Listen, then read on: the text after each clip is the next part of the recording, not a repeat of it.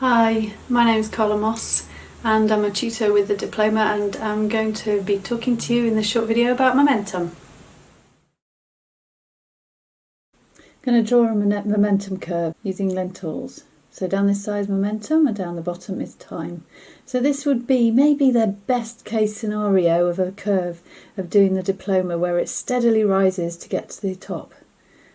In reality, the curve looks more like this, with dips and bumps and then a bit along the bottom and then rising to a high at the end. So we're going to think a little bit about what we can do at different stages along that curve. So at the beginning of the curve, we could create a Diploma pathway. That's really great at getting us to know where is there, what's the end point. Can also think about why we're doing the Diploma. And we can also have a one-to-one tutorial, which means our tutor can get to know us and help us along that journey.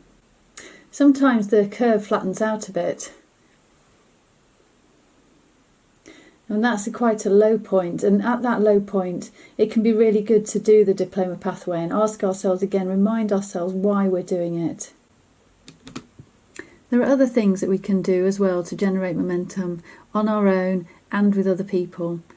For instance, we could do a check-in, ask ourselves questions as to how we're doing.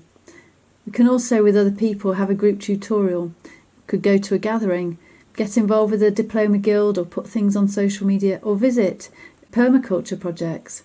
These are all really great things as well to do when we get to a low point, as they can really help generate some more momentum. Another thing is to know our pace, whether we're a runner or a walker. Emotion drives motion, so doing a design about something you have strong feelings about will help drive momentum to bring about completion. In a similar way, things that we do that we're less keen on won't drive that momentum in the same way.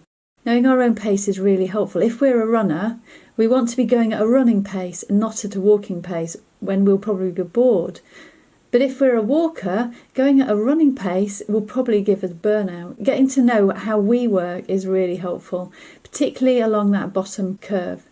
The other thing about that very low point is to remember that even though we think that nothing's going on, to remember the permaculture principle, everything gardens, and know that things are still going on, activity is still happening, and observing that point can be really helpful. Another thing is to really question our time management when we're doing the Diploma. Sometimes there are ways of actually pulling in little snippets of time that can help us. But ultimately, we want to finish the Diploma on a high. Whether we're a walker or a runner, we want to be there celebrating at the end with our 10 completed designs.